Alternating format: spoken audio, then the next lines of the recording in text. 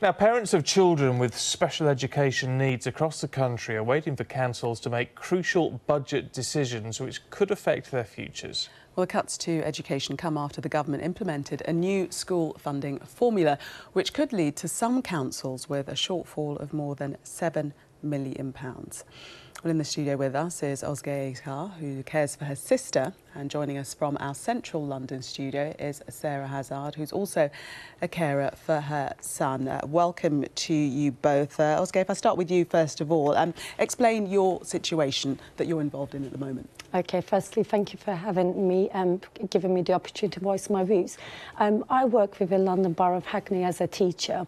I have two young children who are in the education system and a sister to a younger person with special education need and disability. I also voluntarily support members within the community to help them navigate themselves in terms of accessing support that's available to the special education needs and disabled people. My experiences to date, I would like to refer to mostly to the post-16 field.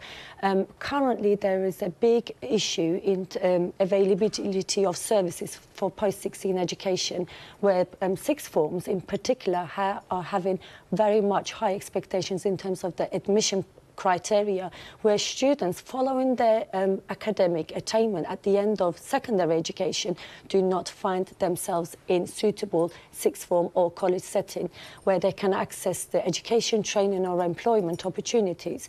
So my experience was that the closest sixth form to my sister's home address, who have had the full course that she wished to study her aspiration, have refused admission on the basis of her special education needs disability, confirming that they are a selective school who can only admit students who are highly academical.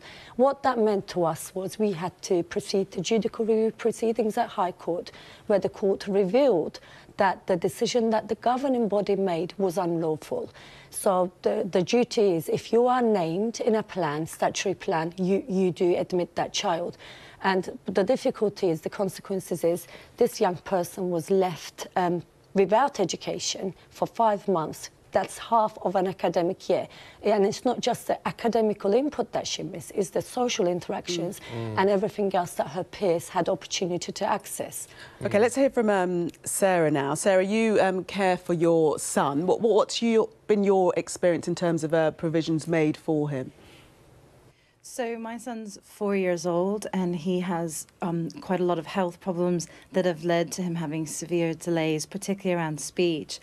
And, you know, these cuts, the reason that we came together as part of the Hackney Special Education Crisis Campaign is that they may seem small, but they're absolutely enormous. So the kind of numbers that are on the table compromise his speech and language, compromise one-to-ones in school. So although this is, a national problem, and this is Tory austerity really biting and compromising, families and children, and not just disabled and special educational needs children, but all of our children.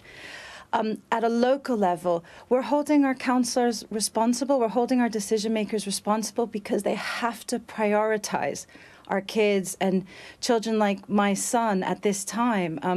In Hackney, they've got 100 new ideas for Hackney, and it was devastating to see that not one of them was about children with special educational needs. So I guess we're trying to encourage people. We had a really successful fight back. There was a consultation that was launched a couple of months ago, and the basis of it was illegal. The cuts that they were proposing to the plans that protect children like my son, or the story you've just heard, are absolutely illegal, not to mention immoral. And we won that pushback, but actually, there's another cut that's being brought in April, and the special educational needs schools are also under huge pressure. And we've heard numbers like 13.5%. I mean, that's 2 months of a one-to-one teacher. That's more than a year of speech and language.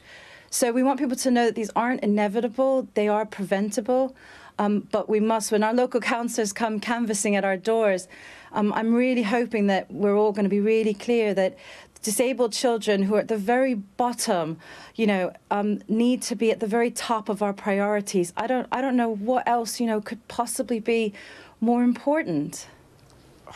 There is an argument in all of this. I know this is going to sound, particularly to you, Sarah, this is going to sound very harsh and cruel, but there may be a lot of people within your borough and indeed other places who say, well, of course you want provision for children with problems, with disabilities and higher educational needs, but actually you need to look after the majority of children who are just getting through school in a more conventional way.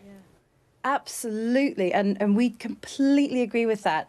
And if you don't support kids with special educational needs in mainstream, which is actually the most affordable way to support it, and kids have been even sometimes inappropriately pushed into mainstream, but if we don't support them, and I've got two perfectly healthy children, my child that has special educational needs, this was a random thing. This could have happened to any of us. This could be your child.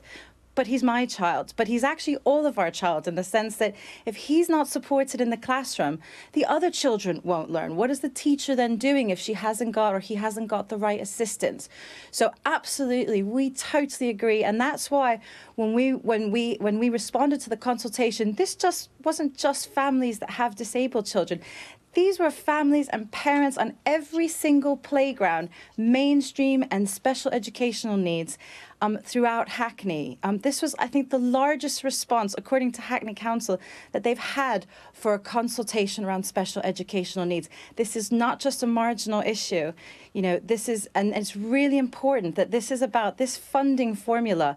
This is devastating for all of our children, and that's why this is all of our problem.